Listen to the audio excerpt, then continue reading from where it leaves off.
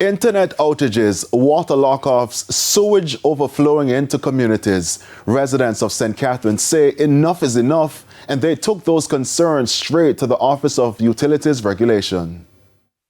For many communities across St. Catherine, basic utilities remain anything but reliable, and frustration is boiling over.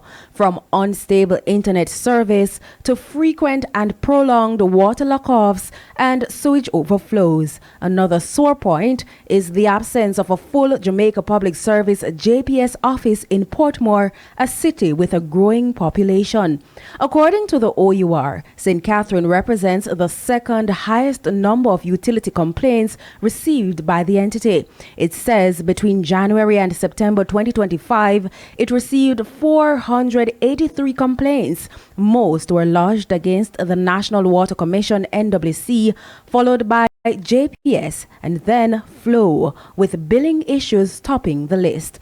On water losses, the O.U.R says progress has been made.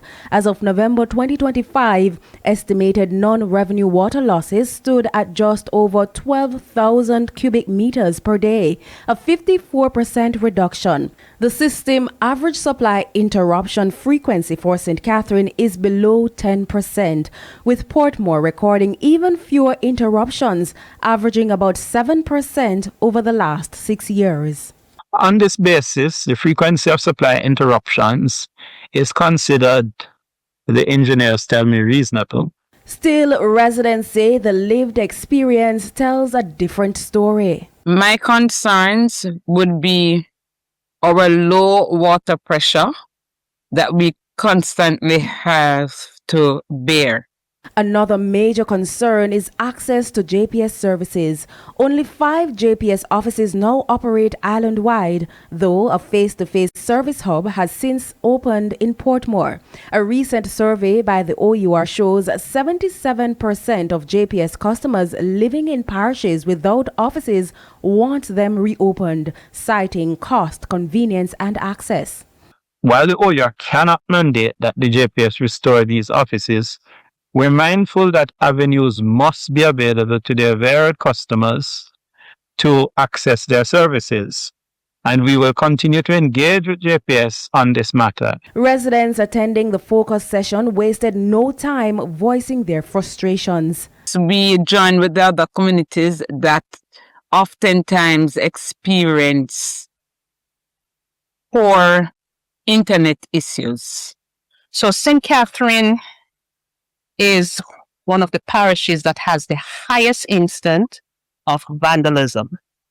We're still experiencing that in terms of persons vandalizing infrastructure thinking that it is copper. We would have done the upgrades and taken out the copper, but we continue to suffer from vandalism. What you notice is that sometimes it's not a full cut.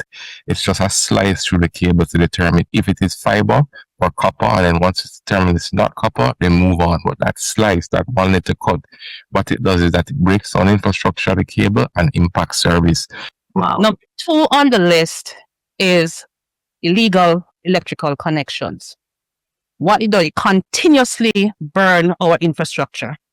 And so customers will say, I have electricity. Yes, you do. But our infrastructure is burnt by what they call throw-ups. And we have quite a few areas. But right now, we have about 9 nodes, what we call nodes, are down. And it's as a result of vandalism and burns. The O.U.R says it will continue to engage utility providers. Sandy Williams, TVJ News.